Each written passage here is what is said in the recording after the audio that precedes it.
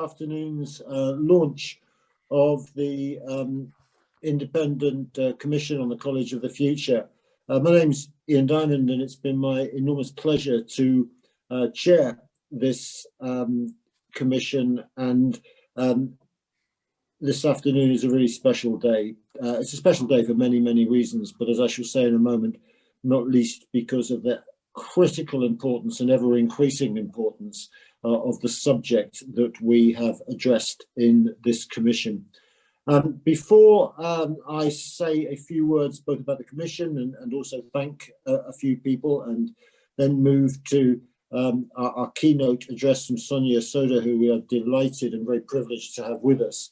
Can I just say that all attendees will have their cameras turned off and mics muted throughout the webinar. What that means is, and we are all on the panel committed to moving forward with clarity and brevity so that there's plenty of time for questions. But so if you'd like to ask a question, please do, but do it via the chat function.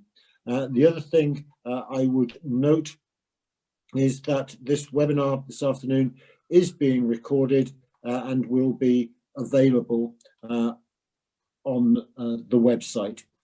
So having said that, let's just start by saying we're at a moment in time, particularly following the dreadful pandemic that we have been and still continue to experience, where the need to upskill and to continue to reskill across our population has never been greater.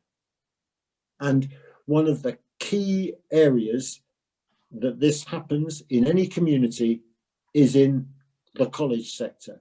And colleges, we would argue, are at the heart of their communities and a way in which all members of society can touch the sector in order to gain the skills they need to re-engage with the employment market, to earn more, and to build the new society and economy that we will want in our country as we move from this pandemic. Within the Commission, we've thought an enormous amount and received an enormous amount of information across a set of key themes. Lifelong learning has been two words that have been at the heart of everything that we do. Everyone should have the opportunity to touch education throughout their lives. We are in a world now where people are likely to have more than one career. I suspect it will be very, very rare for people to be with the same employer in the same career for the whole of their lives. So in moving between careers in one's working life, then clearly changing skills will be necessary.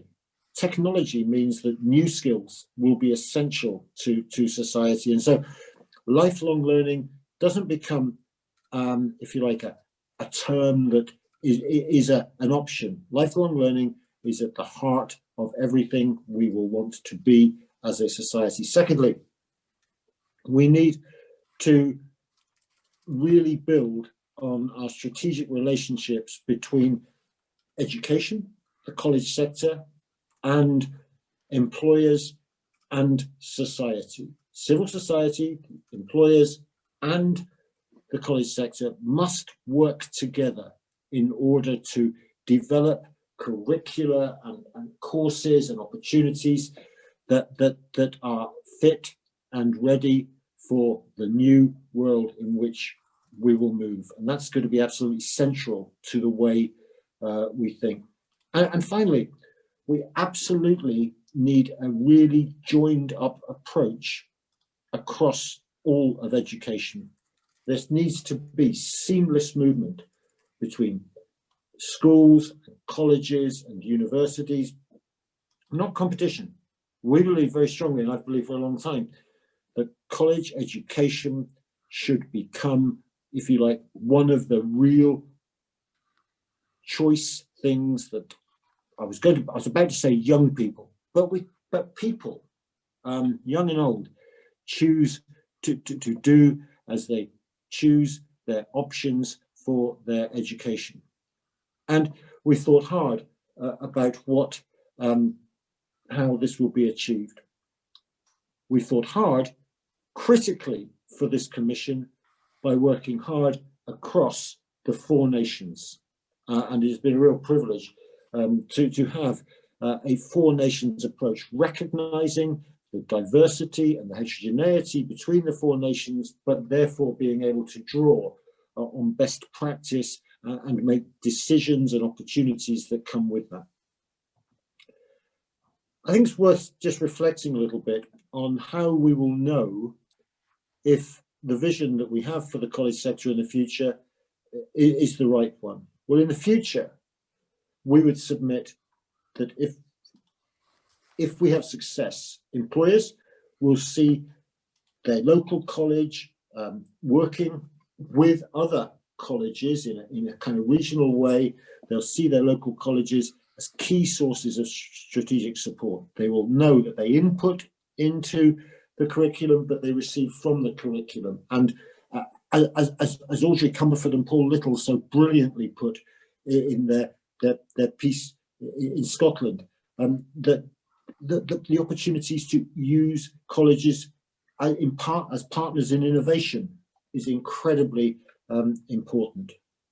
On the other hand, people of all ages will see their local college as a place of learning and as support, and as a central part of the community as we move to improve the social cohesion right across our country. Then colleges will be a key source of that, a touch point for people, and people that.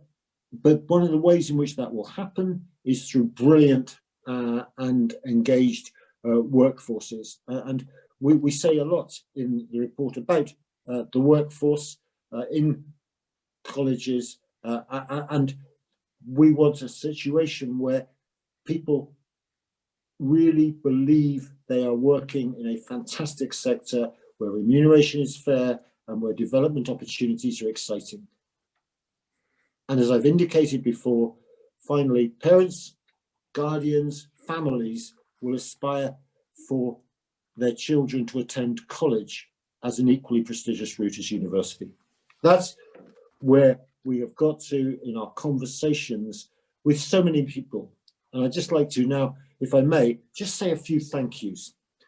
A few thank yous, firstly, to some of our key partners, the Association of Colleges, City and Guilds, Colleges Scotland, Colleges Wales,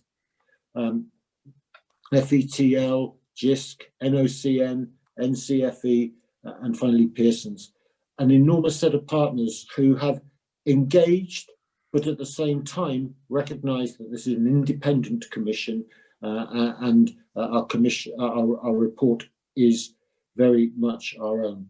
I also want to say thank you finally to the hundreds, probably thousands of people who've attended the over 100 events that we've held over the last few years to gain input. This has not been, contrary to public rumour, a report that the Commission have gone into a darkened room, put cold towels on their head and come out with. This is a report that has been the result of much consultation, of listening, of hearing, of looking at international comparisons, and of developing something that we believe will be a siren for the future work in this area.